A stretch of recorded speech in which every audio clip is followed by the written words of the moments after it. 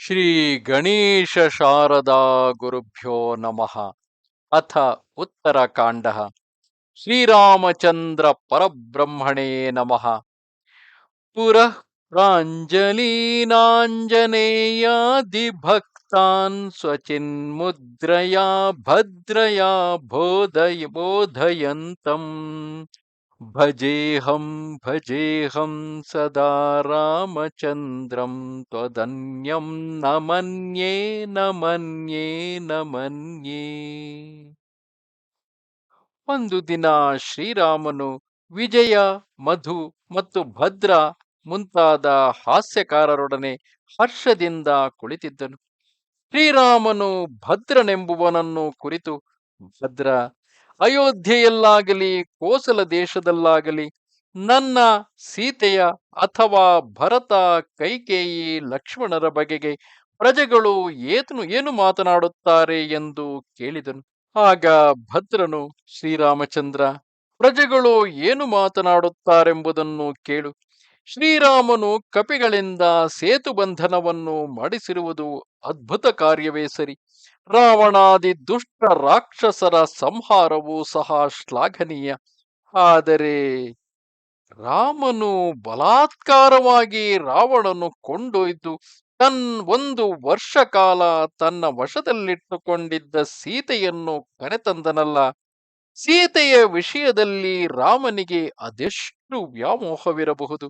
ಸೀತೆಯ ಸಂಗ ಸುಖಕ್ಕಾಗಿ ಶ್ರೀರಾಮನು ಸ್ವಾಭಿಮಾನವನ್ನು ಬಿಟ್ಟನಲ್ಲ. ನಮ್ಮ ಪತ್ನಿಯರ ಇಂತಹ ತಪ್ಪುಗಳನ್ನು ನಾವು ಸಹಿಸಿಕೊಳ್ಳಬೇಕೆ? ಶ್ರೀರಾಮನಿಗೇಕೆ ಸೀತೆಯ ವಿಷಯದಲ್ಲಿ ತಿರಸ್ಕಾರ ಹುಟ್ಟಲಿಲ್ಲ ಎಂದು ಮುಂತಾಗಿ ಮಾತನಾಡಿಕೊಳ್ಳುತ್ತಿದ್ದಾರೆ ಎಂದು ಹೇಳಿದನು.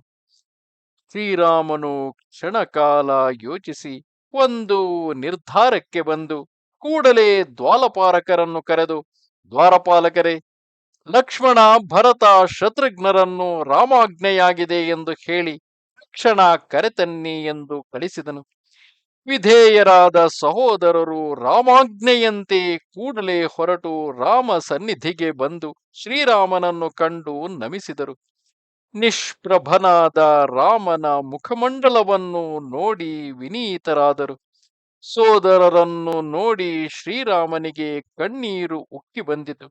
ಅವನು ಸೋದರರನ್ನು ಕುರಿತು, ಸೋದರರೇ, ನೀವೇ ನನ್ನ ಸರ್ವಸ್ವ, ನೀವೇ ನನ್ನ ಜೀವನ, ನೀವು ಶಾಸ್ತ್ರಾರ್ಥ ಸಂಪನ್ನರು.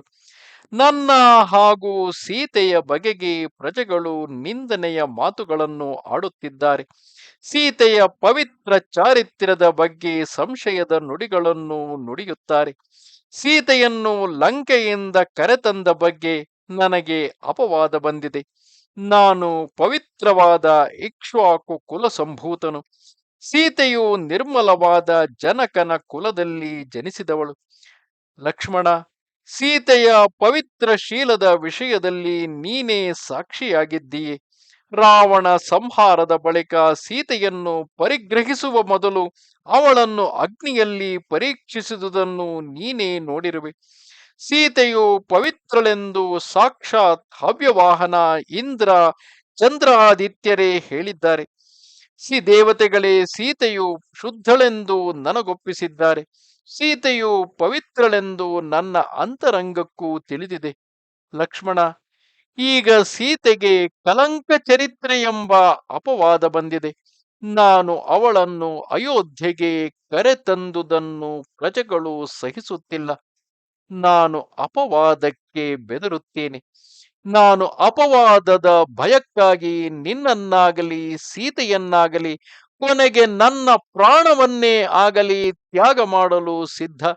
ಆದ್ದರಿಂದ ಲಕ್ಷ್ಮಣ, ನಾಳೆ ಬೆಳಗಾದೊಡನೆ ಸೀತೆಯನ್ನು ಗಂಗಾ ನದಿಯ ಆಚೆ ಇರುವ ವಾಲ್ಮೀಕಿ ಮಹರ್ಷಿಗಳ ಆಶ್ರಮದ ಅನತಿ ದೂರದಲ್ಲಿ ನಿರ್ಜನ ಪ್ರದೇಶದಲ್ಲಿ ಬಿಟ್ಟು ಬಾ.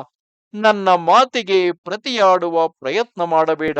ನನ್ನ ಭುಜದಾಣೆ, ನನ್ನ ಪ್ರಾಣದಾಣೆ, ಇದಕ್ಕೆ ಪ್ರತಿಯಾಗಿ ಒಂದು ಮಾತನಾಡಿದರೂ ನೀನು ನನ್ನ ಹಗೆಯೇ ಸರಿ.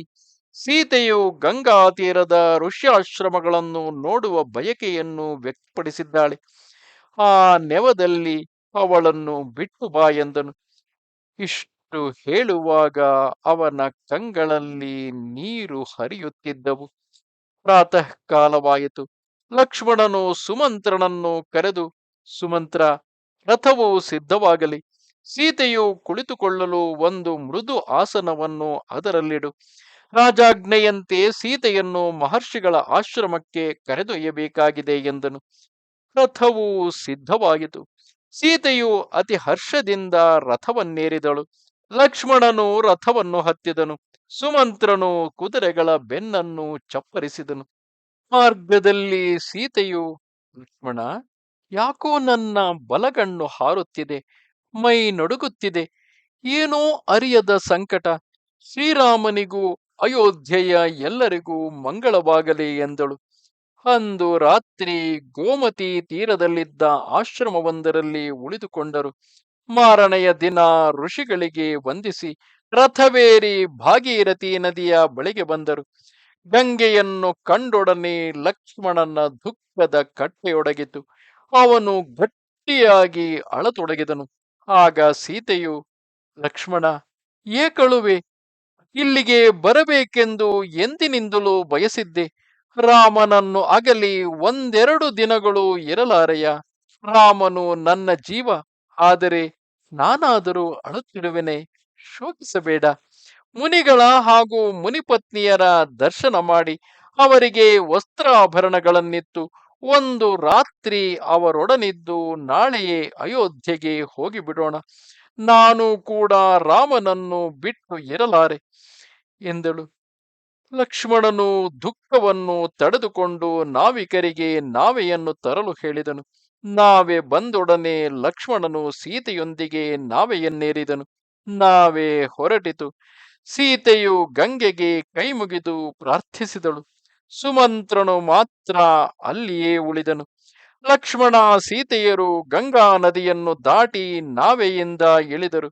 ಲಕ್ಷ್ಮಣನು ದುಃಖದ ಆವೇಗವನ್ನು ತಾಳಲಾರದೆ ಅಳುತ್ತಾ, ತಾಯಿ, ನನ್ನಲ್ಲಿ ದೋಷವನ್ನೆಣಿಸಬೇಡ ಎಂದು ನೆಲದ ಮೇಲೆ ಕುಸಿದು ಬಿದ್ದನು. ಸೀತೆಯು ದಿಗ್ಭ್ರಾಂತಳಾಗಿ, ಲಕ್ಷ್ಮಣ, ನೀನು ಏನನ್ನೋ ನನ್ನಿಂದ ಮುಚ್ಚಿಡುತ್ತಿರುವೆ. ನಿನಗೆ ಶೋಕವೇಕೆ?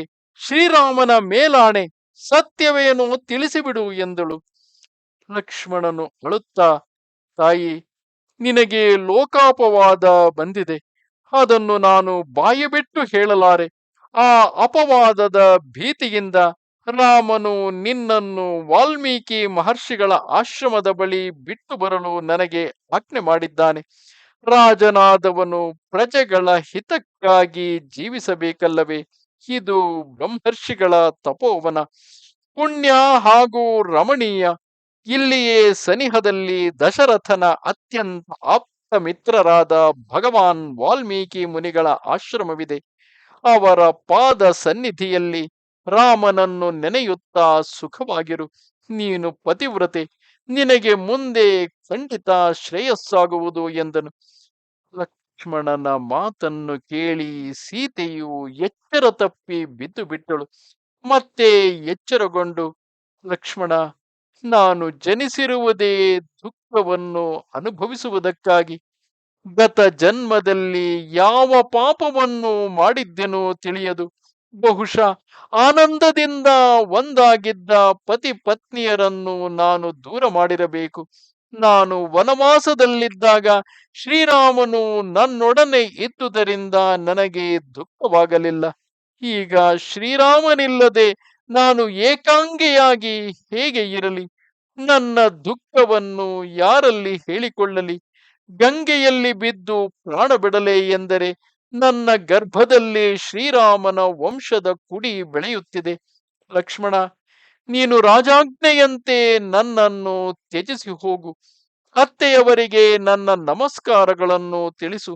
ಶ್ರೀರಾಮನಿಗೆ ನನ್ನ ಈ ಮಾತುಗಳನ್ನು ತಿಳಿಸು. ರಾಮಚಂದ್ರ, ನಾನು ಪರಿಶುದ್ಧಳೆಂಬುದು ನಿನಗೆ ತಿಳಿದಿದ್ದರೂ ಲೋಕಾಪವಾದಕ್ಕೆ ಹೆದರಿ ನನ್ನನ್ನು ತ್ಯಜಿಸಿದ್ದೀಯೇ. ಪ್ರಜೆಗಳಿಂದ ನಿನಗೆ ಬಂದಿರುವ ಅಪವಾದವನ್ನು ಪರಿಹರಿಸಬೇಕಾದುದು ನಿನ್ನ ಧರ್ಮಪತ್ನಿಯಾದ ನನ್ನ ಧರ್ಮ. ನೀನು ಕೇವಲ ಸೀತಾರಾಮನಲ್ಲ, ನೀನೀಗ ರಾಜ ರಾಮನಾಗಿದ್ದೀಯೆ. ನೀನು ನಿನ್ನ ಸೋದರರಲ್ಲಿ ತೋರಿಸುವ ಪ್ರೀತಿಯನ್ನೇ, ಅದೇ ಸ್ನೇಹ ಪ್ರೇಮಗಳನ್ನೇ ಪ್ರಜೆಗಳಲ್ಲೂ ತೋರಿಸಬೇಕು. ಪ್ರಜೆಗಳು ಮೆಚ್ಚುವಂತಿರಬೇಕಾದುದೇ ರಾಜನ ಧರ್ಮ. ಅದರಿಂದಲೇ ರಾಜನಿಗೆ ಕೀರ್ತಿ. ರಾಮಚಂದ್ರ, ನಾನು ಕ್ಷಣಿಕವಾದ ಈ ನನ್ನ ದೇಹದ ವಿಷಯವಾಗಿ ಯೋಚಿಸುವುದಿಲ್ಲ, ಶೋಕಿಸುವುದೂ ಇಲ್ಲ. ಪ್ರಜೆಗಳು ನಿರಪರಾಧಿಯಾದ ನನ್ನ ಮೇಲೆ ಹೊರಿಸಿದ ಅಪವಾದವನ್ನು ಹೊರುವೆನು. ನಾರಿಗೆ ಪತಿಯೇ ದೇವತೆ, ಬಂಧು ಹಾಗೂ ಗುರು. ಪತಿಯ ಕಾರ್ಯವು ಸತಿಯರಿಗೆ ಪ್ರಾಣಕ್ಕಿಂತಲೂ ಮಿಗಿಲಾದುದು. ಶ್ರೀರಾಮನಿಗೆ ಇದನ್ನು ತಿಳಿಸು ಎಂದು ಹೇಳಿದಳು. ನಂತರ ಲಕ್ಷ್ಮಣನು ನಾ ಅಂತರ ಸೀತೆಯು ಹೇಳುವಳು, ಲಕ್ಷ್ಮಣ, ನಾನು ನಿನಗೆ ಮಾತ್ರ ಸಮಳು. ಆದ್ದರಿಂದ ನಿನಗೊಂದು ಮಾತನ್ನು ಹೇಳುವೆ. ನಾನೀಗ ಗರ್ಭಿಣಿ. ಶ್ರೀರಾಮನ ಕುಲದ ಕುಡಿಯು ನನ್ನ ಗರ್ಭದಲ್ಲಿ ಬೆಳೆಯುತ್ತಿದೆ. ಇದು ನಿನಗೆ ತಿಳಿದಿರಲಿ ಎಂದು ದುಃಖಿಸಿದಳು. ಸೀತೆಯ ಮಾತನ್ನು ಕೇಳಿ ಲಕ್ಷ್ಮಣನಿಗೆ ತಡೆಯಲಾರದ ಸಂಕಟವಾಯಿತು. ಅವನಿಗೆ ಮಾತನಾಡುವ ಶಕ್ತಿಯೂ ಇರಲಿಲ್ಲ. ಅವನು ಗಟ್ಟಿಯಾಗಿ ಅಳುತ್ತಾ ವೈದೇಹಿಗೆ ಪ್ರದಕ್ಷಿಣೆ ಬಂದು ನಮಸ್ಕರಿಸಿ ನಾವೆಯನ್ನೇರಿ ಹೊರಟು ಬಿಟ್ಟನು. ಸೀತೆಗೆ ದುಃಖ ಒತ್ತರಿಸಿ ಬಂತು. ಅವಳು ರೋಧಿಸತೊಡಗಿದಳು. ಇತ್ತ ಸಮಿಧೆಯನ್ನು ಸಂಗ್ರಹಿಸಲು ಬಂದಿದ್ದ ಮುನಿಕುಮಾರರು ಸೀತೆ ಅಳುತ್ತಿರುವುದನ್ನು ನೋಡಿ ವಾಲ್ಮೀಕಿಗಳ ಬಳಿಗೆ ಓಡಿದರು. ಭಗವನ್, ಅಪರಿಚಿತಳಾದ ಸ್ತ್ರೀಯೋರ್ವಳು ಗಂಗಾ ತೀರದಲ್ಲಿ ಅಳುತ್ತಿದ್ದಾಳೆ. ಯಾವ ಮಹಾಪುರುಷನ ಪತ್ನಿಯೋ ತಿಳಿಯದು. ನೋಡಲು ಸಾಕ್ಷಾತ್ ಲಕ್ಷ್ಮೀ ದೇವಿಯಂತಿದ್ದಾಳೆ. ದೇವಲೋಕದಿಂದ ಜಾರಿ ಬಿದ್ದ ದೇವತೆಯಂತಿದ್ದಾಳೆ. ತಾವು ಬಂದು ಅವಳನ್ನು ನೋಡಿ ಸಮಾಧಾನಪಡಿಸಿ ರಕ್ಷಿಸಬೇಕು ಎಂದು ಪ್ರಾರ್ಥಿಸಿದರು. ಅವಳು ಶ್ರೀರಾಮನ ಪತ್ನಿ ಸೀತಾದೇವಿಯೇ ಎಂದು ಜ್ಞಾನಿಗಳಾದ ವಾಲ್ಮೀಕಿಗಳಿಗೆ ತಿಳಿದು ಹೋಯಿತು. ಅವರು ಅರ್ಘ್ಯ ಜಲದೊಂದಿಗೆ ಅಲ್ಲಿಗೆ ಬಂದರು. ಪತಿವ್ರತೆ, ನೀನು ದಶರಥನ ಸೊಸೆ, ಜನಕನ ಮಗಳು, ಶ್ರೀರಾಮನ ಮಡದಿ ಎಂಬುದನ್ನು ನಾನು ತಪೋಬಲದಿಂದ ಬಲ್ಲೆ. ನೀನು ಶುದ್ಧ ಚಾರಿತ್ರ್ಯಳೆಂಬುದು ನನಗೆ ತಿಳಿದಿದೆ. ಧೈರ್ಯದಿಂದಿರು. ನನ್ನ ಆಶ್ರಮ ಇಲ್ಲಿಯೇ ಅನತಿ ದೂರದಲ್ಲಿದೆ. ಅಲ್ಲಿರುವ ತಾಪಸಿಯರು ನಿನ್ನ ಯೋಗಕ್ಷೇಮವನ್ನು ನೋಡಿಕೊಳ್ಳುವರು. ಇದು ಅರ್ಘ್ಯವನ್ನು ಸ್ವೀಕರಿಸು. ಇನ್ನು ನಿನ್ನ ಎಲ್ಲ ಚಿಂತೆಯನ್ನು ಬಿಟ್ಟು ಬಿಡು ಎಂದು ಸೀತೆಯನ್ನು ಸಮಾಧಾನಪಡಿಸಿ ತಮ್ಮ ಆಶ್ರಮಕ್ಕೆ ಕರೆದೊಯ್ದರು.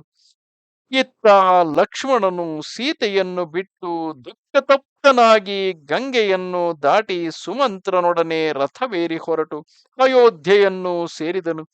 ಶ್ರೀರಾಮನ ಮುಖಮಂಡಲವನ್ನು ನೋಡುವುದು ಹೇಗೆಂದು ಅಂಜುತ್ತಲೇ ಅರಮನೆಯನ್ನು ಪ್ರವೇಶ ಮಾಡಿದನು. ಶ್ರೀರಾಮನು ಅಲ್ಲಿ ಚಿಂತಾಕ್ರಾಂತನಾಗಿ ಕುಳಿತಿದ್ದನು. ಲಕ್ಷ್ಮಣನು ರಾಮನಿಗೆ ವಂದಿಸಿ, ಆರ್ಯ, ನಿನ್ನಾಜ್ಞೆಯಂತೆ ಸೀತೆಯನ್ನು ಮಹರ್ಷಿ ವಾಲ್ಮೀಕಿಗಳ ಆಶ್ರಮದ ಬಳಿ ಬಿಟ್ಟು ಬಂದೆ. ರಾಮಚಂದ್ರ, ಇನ್ನು ಚಿಂತಿಸಿ ಪ್ರಯೋಜನವೇನು? ಇದೆಲ್ಲ ಕಾಲಪ್ರಭಾವ. ಧೀರನಾದವನು ದುಃಖಿಸಬಾರದು. ಸಂಪತ್ತುಗಳು ಕ್ಷಯಾಂತವಾದವುಗಳು. ಜಗತ್ತಿನಲ್ಲಿ ಉಚ್ಛ್ರಾಯವಿರುವುದಕ್ಕೆ ಪತನ ಸಿದ್ಧವು. ಸಂಯೋಗವು ವಿಯೋಗದಲ್ಲಿ ಕೊನೆಗೊಳ್ಳುವುದು. ಜೀವನವು ಮರಣದೊಂದಿಗೆ ಮುಕ್ತಾಯವಾಗುವುದು. ಆದ್ದರಿಂದ ಪುತ್ರ ಮಿತ್ರ ಕಳತ್ರ ಧನಾದಿಗಳ ವಿಷಯದಲ್ಲಿ ಅತಿಯಾದ ವ್ಯಾಮೋಹವು ಸಲ್ಲದು. ಮನಸ್ಸನ್ನು ನಿಗ್ರಹಿಸು. ಶೋಕವನ್ನು ತ್ಯಜಿಸು. ಧೀರರಿಗೆ ಮೋಹವು ಭೂಷಣವಲ್ಲ. ನೀನು ದುಃಖಿಸುತ್ತಾ ಕುಳಿತರೆ ಜಾನಕಿಯ ವಿರಹದಲ್ಲಿ ಮುಳುಗಿ ಶ್ರೀರಾಮನು ಕರ್ತವ್ಯವನ್ನು ಮರೆತಿದ್ದಾನೆ ಎಂಬ ಅಪವಾದವು ನಿನಗೆ ಪುನಃ ಬರುವುದು. ಆದ್ದರಿಂದ ನೀನು ಈ ದೌರ್ಬಲ್ಯವನ್ನು ದೂರ ಮಾಡಿ ಕರ್ತವ್ಯ ನಿರತನಾಗು ಎಂದು ಪ್ರಾರ್ಥಿಸಿದನು. ಲಕ್ಷ್ಮಣನ ಮಾತನ್ನು ಕೇಳಿದ ನಂತರ ದುಃಖವನ್ನು ತ್ಯಜಿಸಿ ಶ್ರೀರಾಮನು ಸಮಾಧಾನವನ್ನು ಹೊಂದಿದನು. ಒಂದು ಶುಭ ದಿನ, ಅರ್ಧರಾತ್ರಿಯ ಸಮಯ. ವಾಲ್ಮೀಕಿಗಳ ಶಿಷ್ಯರಾದ ಕೆಲವು ಮುನಿ ಬಾಲಕರು ಓಡಿ ಬಂದು ಸೀತೆಯು ಅವಳಿ ಗಂಡು ಮಕ್ಕಳಿಗೆ ಜನ್ಮವಿತ್ತಿದ್ದಾಳೆ ಎಂದು ಹೇಳಿದರು. ಕೂಡಲೇ ವಾಲ್ಮೀಕಿಗಳು ಬಂದು ವೃದ್ಧ ತಾಪಸಿಯರಿಂದ ಹಿರಿಯ ಮಗುವಿಗೆ ಕುಶದಿಂದಲೂ ಅಂದರೆ ದರ್ಬೆಯ ಕಟ್ಟಿನ ಅಗ್ರಭಾಗದಿಂದಲೂ, ಕಿರಿಯ ಮಗುವಿಗೆ ಲವದಿಂದಲೂ ಅಂದರೆ ದರ್ಬೆಯ ಕಟ್ಟಿನ ಕೆಳಭಾಗದಿಂದಲೂ ಮಾರ್ಜನ ಮಾಡಿಸಿ, ಈ ಮಕ್ಕಳು ಕುಶ ಲವರೆಂದು ಪ್ರಖ್ಯಾತರಾಗಲಿ ಎಂದು ಹರಸಿದರು. ಆ ದಿನ ಲವಣಾಸುರನ ಸಂಹಾರಕ್ಕೆಂದು ಹೊರಟ ಶತ್ರುಘ್ನನು ವಾಲ್ಮೀಕಿಗಳ ಆಶ್ರಮದಲ್ಲೇ ತಂಗಿದ್ದನು. ಸೀತೆಗೆ ಪುತ್ರೋತ್ಸವವಾದುದನ್ನು ತಿಳಿದು ಸೀತೆ ಇರುವ ಪರ್ಣಶಾಲೆಯ ಹೊರಗೆ ನಿಂತು, ತಾಯಿ, ನಮ್ಮ ಸೂರ್ಯವಂಶದ ಭಾಗ್ಯ ಎಂದು ಆನಂದದಿಂದ ನುಡಿದು ತನ್ನ ಬಿಡದಿಗೆ ತೆರಳಿದನು. ಇತ್ತ ಕುಶಲವರು ಶುಕ್ಲ ಪಕ್ಷದ ಚಂದ್ರನಂತೆ ಬೆಳೆದು ವೃದ್ಧಿ ಹೊಂದುತ್ತಿದ್ದರು.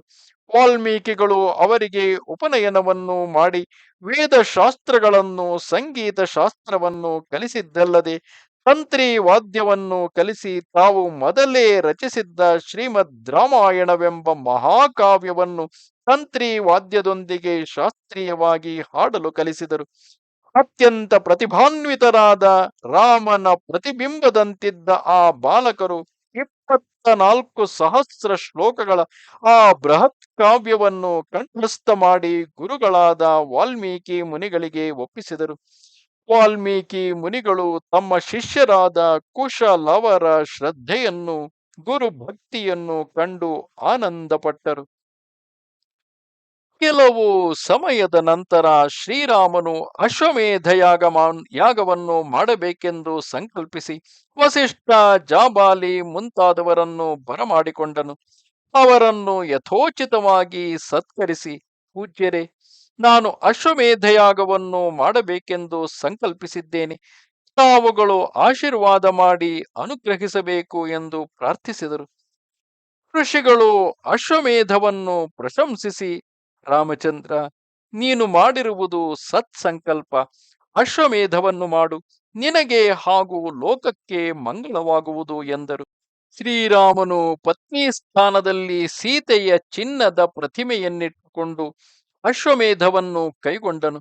ಸುಗ್ರೀವಾದಿ ವಾನರ ಪ್ರಮುಖರು, ವಿಭೀಷಣಾದಿ ರಾಕ್ಷಸ ಪ್ರಮುಖರು ಬಂದು ಸೇರಿದರು. ನೈಮಿಷಾರಣ್ಯದ ಗೋಮತಿ ನದಿಯ ತೀರದಲ್ಲಿ ಯಜ್ಞಶಾಲೆಯು ನಿರ್ಮಾಣವಾಯಿತು. ಸಕಲ ಸಂಭಾರಗಳು ಸಿದ್ಧವಾದವು. ವರ್ತಕರು, ಶಿಲ್ಪಿಗಳು, ವೈದಿಕರು, ಅಡಿಗೆಯವರು ಬಂದು ಸೇರಿದರು. ಶ್ರೀರಾಮನು ಶುಭ ಮುಹೂರ್ತದಲ್ಲಿ ಯಜ್ಞಾಶ್ವವನ್ನು ಪೂಜಿಸಿ ಬಿಟ್ಟನು. ರಾಮಾಜ್ಞೆಯಂತೆ ಯಜ್ಞಾಶ್ವದ ಬೆಂಗಾವಲಿಗೆ ಲಕ್ಷ್ಮಣನು ಹೊರಟನು.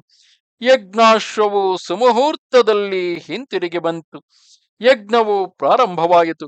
ನ ಭೂತೋ ನ ಭವಿಷ್ಯತಿ ಎಂಬಂತೆ ಯಜ್ಞವು ನಡೆದು ದೇಶ ವಿದೇಶಗಳಿಂದ ಬಂದ ಮಹನೀಯರನ್ನು ಆನಂದಗೊಳಿಸಿತು. ಭಾರೀ ಭೋಜನದಿಂದ ಬಂದವರೆಲ್ಲ ತೃಪ್ತರಾದರು. ದಾನ ಧರ್ಮಗಳು ಹೇರಳವಾಗಿ ನಡೆದವು. ಆ ಯಜ್ಞಕ್ಕೆ ಶಿಷ್ಯ ಸಮೇತರಾಗಿ ವಾಲ್ಮೀಕಿ ಮಹರ್ಷಿಗಳು ಬಂದಿದ್ದರು.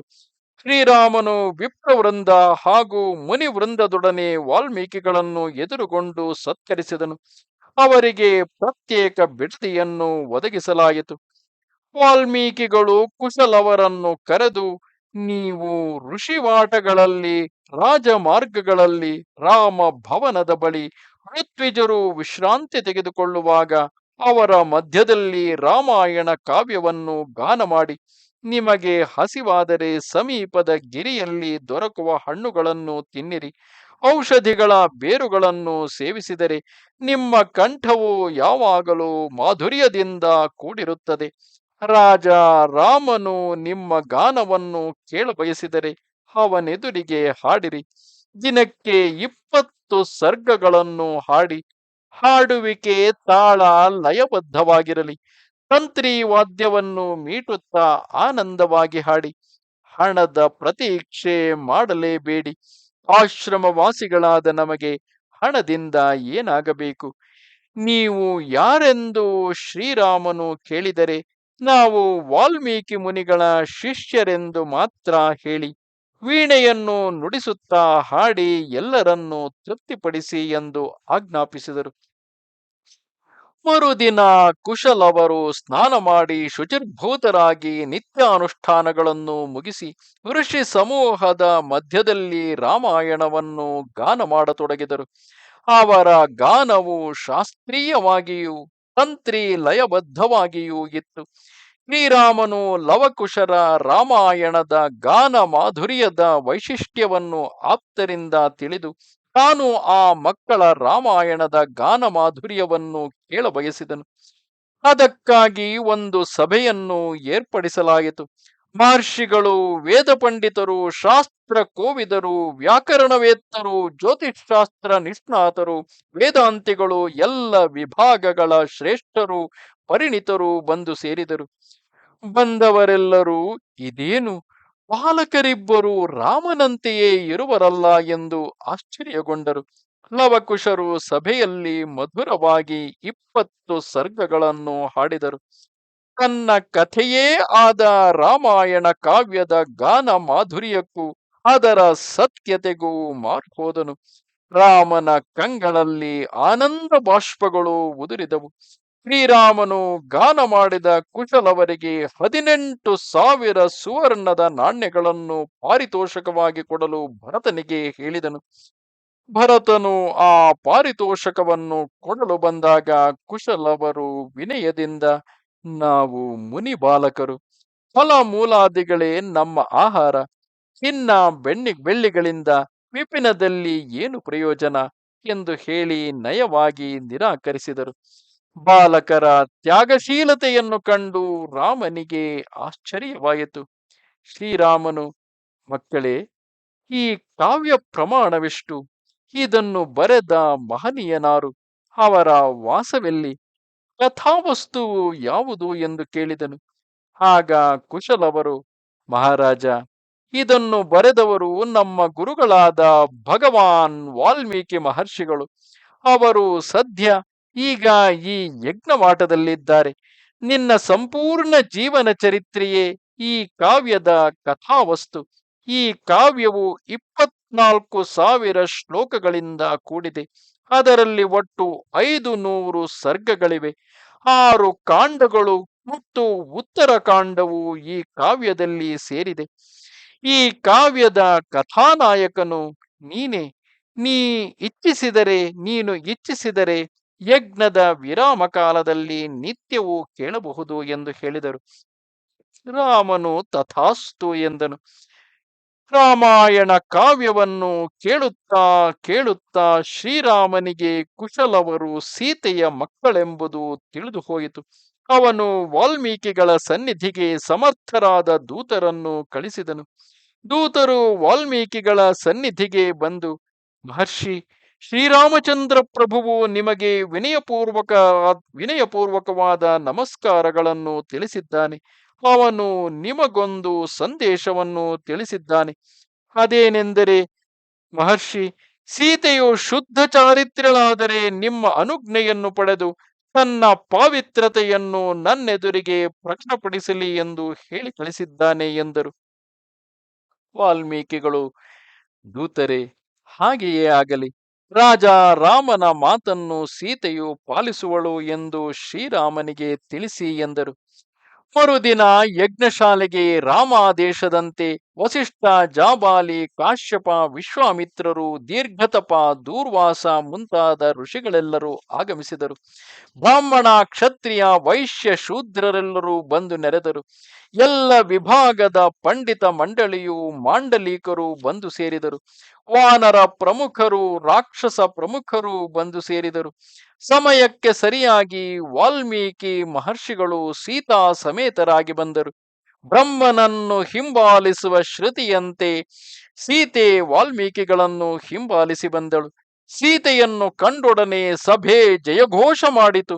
ವಾಲ್ಮೀಕಿ ಮುನಿಗಳು ಸೀತೆಯೊಡನೆ ಸಭಾ ಮಧ್ಯದಲ್ಲಿ ನಿಂತು, ಶ್ರೀರಾಮ, ನನ್ನ ಮಾತನ್ನು ಏಕಾಗ್ರತೆಯಿಂದ ಆಲಿಸಬೇಕು. ನೀನು ಲೋಕಾಪವಾದಕ್ಕೆ ಹೆದರಿ ನಿನ್ನ ಧರ್ಮಪತ್ನಿ ಗರ್ಭಿಣಿಯಾದ ಸೀತಾದೇವಿಯನ್ನು ನಮ್ಮ ಆಶ್ರಮದ ಬಳಿಯಲ್ಲಿ ತ್ಯಜಿಸಿದೆ. ತಾನು ಪವಿತ್ರೇ ಎಂಬುದು ಸೀತೆಯು ನಿನಗೆ ಈ ಸಭಾ ಮಧ್ಯದಲ್ಲಿ ದೃಢಪಡಿಸುವಳು. ಇದಕ್ಕೆ ನೀನು ಅನುಮತಿ ಕೊಡಬೇಕು. ಈ ಕುಶಲವರು ನಿನ್ನ ಮಕ್ಕಳು. ನಾನು ಪ್ರಾಚೇತಸರ 10ನೆಯ ಮಗ. ನನ್ನ ಜೀವನದಲ್ಲಿಯೇ ನಾನು ಅನೃತವಾಡಿದವನಲ್ಲ. ನಾನು ಸಾವಿರಾರು ವರ್ಷಗಳು ತಪಸ್ಸು ಮಾಡಿದ್ದೇನೆ. ಸೀತೆಯಲ್ಲಿ ಲವಲೇಶವಾದರೂ ದೋಷವಿದ್ದರೆ ಆ ತಪಸ್ಸಿನ ಫಲವು ನನಗೆ ಫಲಿಸದೆ ಹೋಗಲಿ. ಸೀತೆಯು ಪವಿತ್ರಳೆಂದು ಜ್ಞಾನದಿಂದ ತಿಳಿದೇ ನನ್ನ ಆಶ್ರಮಕ್ಕೆ ಅವಳನ್ನು ಕರೆದೊಯ್ದೆ. ಲೋಕಾಪವಾದಕ್ಕೆ ಬೆದರಿರುವ ನಿನಗೆ ಅವಳು ಸತ್ಯ ನಿರೂಪಣೆಯಿಂದ ತನ್ನ ಪಾವಿತ್ರ್ಯತೆಯ ಬಗೆಗೆ ವಿಶ್ವಾಸ ಮೂಡಿಸುವಳು ಎಂದರು. ಶ್ರೀರಾಮನು, ಮಹರ್ಷಿ, ನಿಮ್ಮ ಮಾತು ಸತ್ಯ. ನಿಮ್ಮ ಮಾತಿನಲ್ಲಿ ನನಗೆ ಅಪಾರ ವಿಶ್ವಾಸವಿದೆ. ಆದರೆ ಲೋಕಾಪವಾದಕ್ಕೆ ಅಂಜಿ ನಾನು ಜಾನಕಿಯನ್ನು ತೊರೆಯಬೇಕಾಯಿತು. ದಯಮಾಡಿ ನನ್ನನ್ನು ಕ್ಷಮಿಸಬೇಕು. ಕುಶಲವರು ನನ್ನ ಮಕ್ಕಳೆಂಬುದು ನನಗೆ ತಿಳಿದಿದೆ. ಈ ಪ್ರಜಾ ಸಮೂಹದ ಮಧ್ಯೆ ಸೀತೆ ತಾನು ಪರಿಶುದ್ಧಳೆಂದು ದೃಢಪಡಿಸಲಿ. ಖಂಡಿತ ನಾನು ಅವಳನ್ನು ಸ್ವೀಕರಿಸುತ್ತೇನೆ ಎಂದನು. ಆ ಸಮಯಕ್ಕೆ ಸರಿಯಾಗಿ ಬ್ರಹ್ಮ, ಇಂದ್ರ, ರುದ್ರ, ವಸುಗಳೇ ಮುಂತಾದ ದೇವತೆಗಳೆಲ್ಲರೂ ಅಲ್ಲಿಗೆ ಆಗಮಿಸಿದರು. ಶ್ರೀರಾಮನು ದೇವತೆಗಳನ್ನು, ಸಭೆಗಳಲ್ಲಿದ್ದ ಋಷಿ ಮುನಿಗಳನ್ನು ಕುರಿತು, ಸೀತೆಯು ತಾನು ಪವಿತ್ರೆ ಎಂದು ನಿಮ್ಮೆಲ್ಲರ ಸಮ್ಮುಖದಲ್ಲಿ ದೃಢಪಡಿಸಲಿ. ನಾನು ಅವಳನ್ನು ನಿಮ್ಮ ಎಲ್ಲರೆದುರಿಗೆ ಸ್ವೀಕರಿಸುತ್ತೇನೆ ಎಂದು ಪ್ರತಿಜ್ಞೆಗೈದನು. ಜಾನಕಿಯು ಎದ್ದು ನಿಂತು ಸಭೆಯಲ್ಲಿರುವ ದೇವತೆಗಳಿಗೂ ಋಷಿಗಳಿಗೂ ಶ್ರೀರಾಮನಿಗೂ ಕೈಮುಗಿದಳು. ಅವಳು ಕಾಷಾಯ ವಸನವನ್ನುಟ್ಟಿದ್ದಳು. ವೈದೇಹಿಯು, ನಾನು ಶ್ರೀರಾಮನನ್ನು ಹೊರತಾಗಿ ಕನಸು ಮನಸ್ಸಿನಲ್ಲೂ ಅನ್ಯರನ್ನು ಚಿಂತಿಸಿಲ್ಲ. ಇದು ಸತ್ಯವಾದರೆ ಮಾಧವಿಯಾದ ಭೂದೇವಿಯು ನನ್ನನ್ನು ತನ್ನಲ್ಲಿ ಸೇರಿಸಿಕೊಳ್ಳಲಿ. ಕಾಯೇನ ವಾಚ ಮನಸ ನಾನು ಶ್ರೀರಾಮನನ್ನೇ ನನ್ನ ದೇವರೆಂದು ಅರ್ಚಿಸಿದ್ದು ಸತ್ಯವಾದರೆ ಭೂದೇವಿಯು ತನ್ನ ಮಡಿಲಿಗೆ ಬರಲು ನನಗೆ ರಂಧ್ರವೀಯಲಿ. ಶ್ರೀರಾಮನ ಹೊರತಾಗಿ ಇನ್ನಾವ ಪರಪುರುಷನನ್ನು ನಾನು ಯೋಚಿಸಿಯೂ ಇಲ್ಲವೆಂಬುದು ಸತ್ಯವಾದರೆ ಭೂದೇವಿಯು ನನಗೆ ರಂಧ್ರವೀಯಲಿ ಎಂದು ಪ್ರತಿಜ್ಞೆ ಮಾಡಿದಳು. ಹೀಗೆ ವೈದೇಹಿಯು 3 ಬಾರಿ ಪ್ರತಿಜ್ಞೆಗೈದೊಡನೆ ಭೂಮಿಯನ್ನು ಸೀಳಿಕೊಂಡು ಒಂದು ಸಿಂಹಾಸನವು ಮೇಲೆ ಬಂತು. ತಕ್ಷಕಾದಿ ನಾಗರು ಅದನ್ನು ಹೊತ್ತಿದ್ದರು. ಅದರಲ್ಲಿ ಸಾಕ್ಷಾತ್ ಭೂದೇವಿಯೇ ಕುಳಿತಿದ್ದಳು. ಅವಳು ಸೀತೆಯನ್ನು ತನ್ನ ತೊಡೆಯ ಮೇಲೆ ಕುಳ್ಳಿರಿಸಿಕೊಂಡಳು. ಸಿಂಹಾಸನವು ಭೂಗರ್ಭದಲ್ಲಿ ಲೀನವಾಯಿತು. ದೇವತೆಗಳು ಪುಷ್ಪ ವೃಷ್ಟಿಗೈಯುತ್ತಿದ್ದರು. ದೇವತೆಗಳು, ಋಷಿಗಳು ಸೀತೆ ನೀನು ಪವಿತ್ರ ಚರಿತ್ರೆ ಎಂದು ಕೊಂಡಾಡುತ್ತಿದ್ದರು. ಯಜ್ಞಶಾಲೆಯಲ್ಲಿ ಇದ್ದವರೆಲ್ಲ ಈ ದೃಶ್ಯವನ್ನು ನೋಡಿ ವಿಸ್ಮಿತರಾದರು. ಆಗ ಶ್ರೀರಾಮನು ಕ್ರೋಧದಿಂದ, ಭೂದೇವಿ, ನನ್ನ ಸೀತೆಯನ್ನು ನನಗೊಪ್ಪಿಸು. ಇಲ್ಲವಾದರೆ ನನ್ನನ್ನು ಸೀತೆಯೊಡನೆ ಕರೆದುಕೊಂಡು ಹೋಗು. ಇಲ್ಲದಿದ್ದರೆ ನಿನ್ನನ್ನು ಸೀಳಿ ಹಾಕುತ್ತೇನೆ. ಜಗವೆಲ್ಲ ಜಲಮಯವಾಗಿ ಬಿಡಲಿ ಎಂದು ಅಬ್ಬರಿಸಿದನು. ಆಗ ಬ್ರಹ್ಮನು, ಶ್ರೀರಾಮ, ನೀನು ಹೀಗೆ ಉದ್ವಿಗ್ನನಾಗಬಾರದು. ನೀನಾರೆಂಬುದನ್ನು ಸ್ಮರಿಸಿಕೊ. ನೀನು ಮಾನುಷಾವತಾರ ಮಾಡಿದ ಮಹಾವಿಷ್ಣು. ನಿನಗೆ ಪುನಃ ವಿಷ್ಣು ಲೋಕದಲ್ಲಿ ಸೀತಾ ಸಮಾಗಮವಾಗುವುದು. ಶಾಂತನಾಗು ಎಂದು ಪ್ರಾರ್ಥಿಸಿದನು. ಹೀಗೆ ಶ್ರೀರಾಮನನ್ನು ಸಾಂತ್ವನಗೊಳಿಸಿ ಬ್ರಹ್ಮನು ಇಂದ್ರಾದಿ ದೇವತೆಗಳೊಂದಿಗೆ ಅಂತರ್ಧಾನನಾದನು. ಶ್ರೀರಾಮನು ಶಾಂತನಾಗಿ ಲವಕುಶರನ್ನು ಆಲಂಗಿಸಿಕೊಂಡು ಋಷಿಗಳ ಮಧ್ಯದಲ್ಲಿ ಕುಳಿತು ಆನಂದವಾಗಿ ರಾಮಾಯಣವನ್ನು ಕೇಳಿದನು. ಯಜ್ಞವು ಪೂರ್ಣಗೊಂಡು ಋಷಿ ಮುನಿಗಳು, ರಾಜರು ತಮ್ಮ ತಮ್ಮ ಸ್ಥಾನಕ್ಕೆ ತೆರಳಿದರು.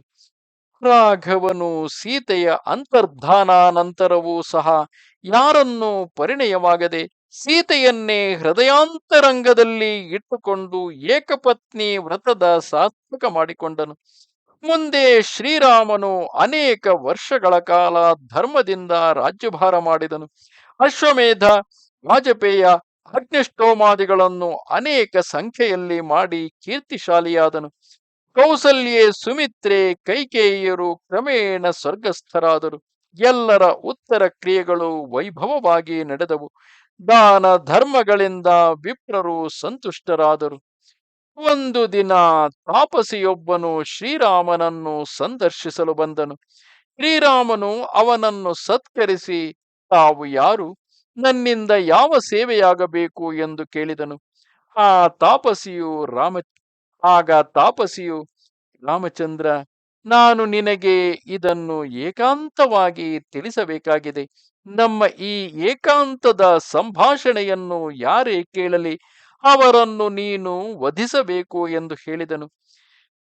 ಆಗ ಶ್ರೀರಾಮನು ತನ್ನ ಸೋದರನಾದ ಲಕ್ಷ್ಮಣನನ್ನು ಕರೆದು, ಲಕ್ಷ್ಮಣ, ದ್ವಾರಪಾಲರನ್ನು ಕಳಿಸಿ ನೀನೇ ದ್ವಾರವನ್ನು ರಕ್ಷಿಸಿಕೊಂಡಿರು.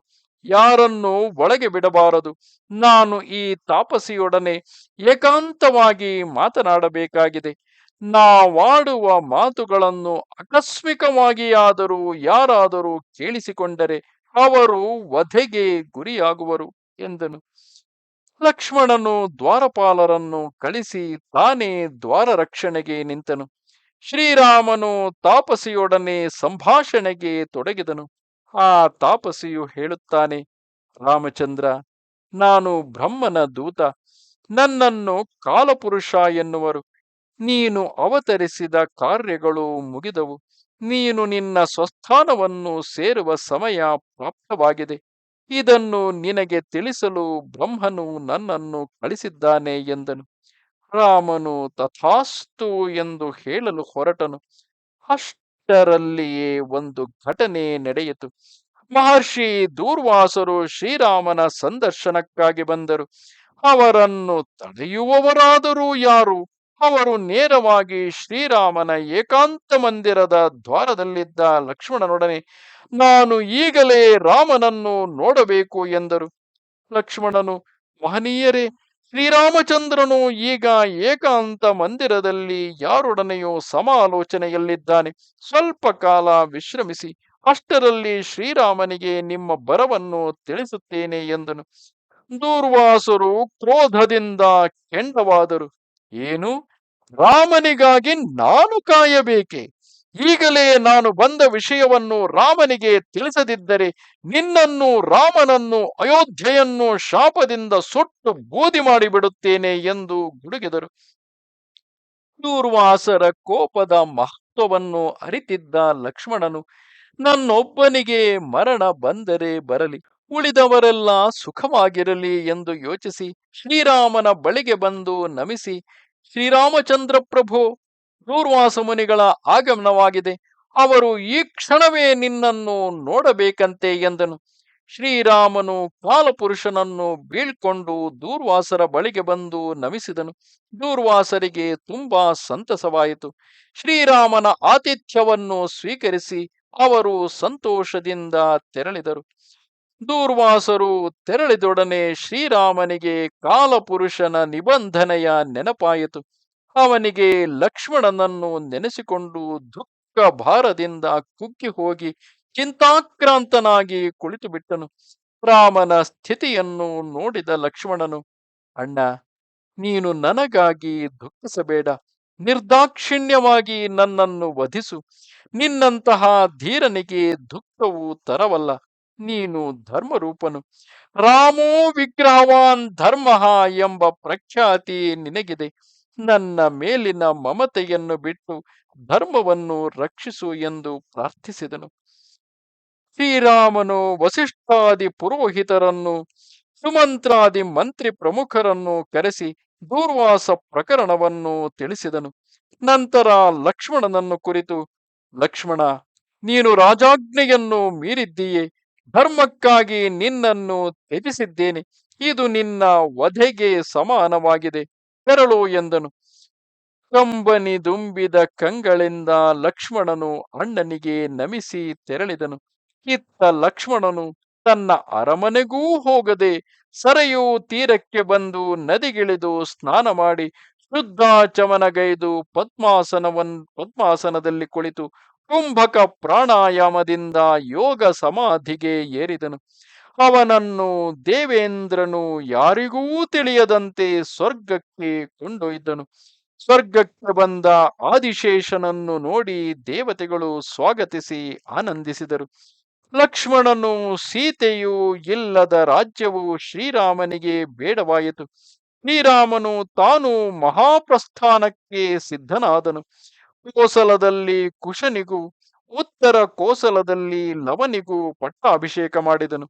ಭರತ ಶತ್ರುಘ್ನರು ತಮ್ಮ ಕರ್ತವ್ಯವನ್ನು ಪೂರ್ಣಗೊಳಿಸಿ ಶ್ರೀರಾಮನ ಸನ್ನಿಧಾನಕ್ಕೆ ಬಂದು ಸೇರಿದರು. ಇತ್ತ ಸುಗ್ರೀವಾದಿಗಳು ತಾವೂ ಶ್ರೀರಾಮನೊಡನೆ ಬರುವುದಾಗಿ ಪ್ರಾರ್ಥಿಸಿದರು. ರಾಮನು ತಥಾಸ್ತು ಎಂದು ಹೇಳಿ ಸಮ್ಮತಿಸಿದನು. ಶ್ರೀರಾಮನು ವಿಭೀಷಣನನ್ನು ಬಳಿಗೆ ಕರೆದು, ಲಂಕೆಯನ್ನು ಪಾಲಿಸುತ್ತಾ ಧರ್ಮದಿಂದಿರು. ಇದು ಈ ಇಕ್ಷ್ವಾಕು ಕುಲದೇವತೆಯಾದ ರಂಗನಾಥನನ್ನು ಭಕ್ತಿಯಿಂದ ಪೂಜಿಸುತ್ತಾ ಚಿರಂಜೀವಿಯಾಗಿ ಬಾಳು ಎಂದು ರಂಗನಾಥನ ವಿಗ್ರಹವನ್ನು ಅನುಗ್ರಹಿಸಿದನು. ನಂತರ ಹನುಮಂತನನ್ನು ಬಳಿಗೆ ಕರೆದು ಅವನನ್ನು ಅಪ್ಪಿಕೊಂಡು, ನನ್ನ ಕಥೆಯು ಭೂಲೋಕದಲ್ಲಿ ಇರುವವರೆಗೂ ನೀನು ನನ್ನ ಸ್ಮರಣೆ ಮಾಡುತ್ತಾ ಚಿರಂಜೀವಿಯಾಗಿರು ಎಂದು ಅನುಗ್ರಹಿಸಿದನು. ಮರುದಿನ ಶ್ರೀರಾಮನು ಸುಮುಹೂರ್ತದಲ್ಲಿ ವಸಿಷ್ಠರಿಗೆ ನಮಿಸಿ ಕರದಲ್ಲಿ ದರ್ಭೆಯನ್ನು ಹಿಡಿದು ಅರಮನೆಯಿಂದ ಹೊರಟನು. ಎಲ್ಲರೂ ಅವನನ್ನು ಹಿಂಬಾಲಿಸಿದರು. 1.5 ಯೋಜನ ನಡೆದು ರಾಮಚಂದ್ರನು ಸರಯೂ ನದಿಯನ್ನು ಕಂಡನು. ಸರಯೂ ದೇವಿಗೆ ಕೈಮುಗಿದು ಜಲದಲ್ಲಿಳಿದನು. ಎಲ್ಲರೂ ಅವನನ್ನು ಹಿಂಬಾಲಿಸಿದರು. ಶ್ರೀರಾಮನು ವೈಕುಂಠಕ್ಕೂ ಉಳಿದವರು ಸಾಂತಾನಿಕವೆಂಬ ಲೋಕಕ್ಕೂ ತೆರಳಿದರು. ವಾಲ್ಮೀಕಿ ಮಹರ್ಷಿಗಳಿಂದ ರಚಿತವಾದ ಶ್ರೀಮದ್ ರಾಮಾಯಣವನ್ನು ಪಾರಾಯಣ ಮಾಡಿದವರಿಗೆ ಇಹದಲ್ಲಿ ಸುಖವೂ ಪರದಲ್ಲಿ ಸಾಯುಜ್ಯವೂ ಉಂಟಾಗುವುದು. ಆದ್ದರಿಂದ ನಾವೆಲ್ಲರೂ ಪಾರಾಯಣ ಮಾಡಿ ಧನ್ಯರಾಗೋಣ. ಶ್ರೀಮದ್ ವಾಲ್ಮೀಕಿ ರಾಮಾಯಣದಲ್ಲಿ ಇಲ್ಲಿಗೆ ಉತ್ತರ ಕಾಂಡವು ಮುಗಿದುದು. ಶ್ರೀರಾಮಚಂದ್ರಾರ್ಪಣಮಸ್ತು. ಪ್ರಸೀದ ಪ್ರಸೀದ ಪ್ರಚಂಡ ಪ್ರತಾಪ ಪ್ರಸೀದ ಪ್ರಸೀದ ಪ್ರಚಂಡಾರಿಕಾಲ ಪ್ರಸೀದ ಪ್ರಸೀದ ಪ್ರಪನ್ನಾನುಕಂಪಿನ್ ಪ್ರಸೀದ ಪ್ರಸೀದ ಪ್ರಭೋ ರಾಮಚಂದ್ರ.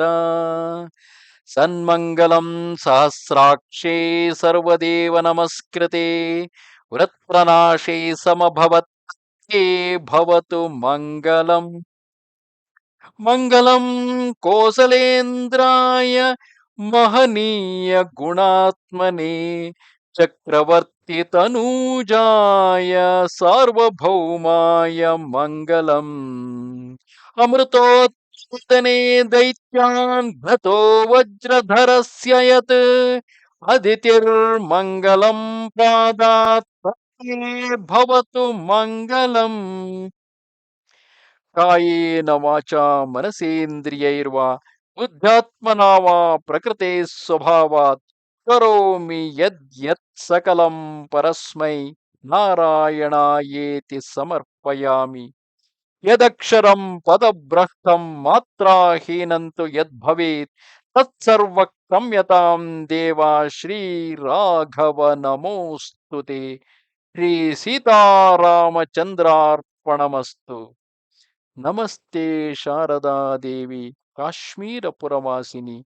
ತ್ವಾಮಹಂ ಪ್ರಾರ್ಥಯೇ ನಿತ್ಯಂ ವಿದ್ಯಾದಾನಂಚ ದೇಹಿ ಮೇ. ನಮಸ್ಕಾರ.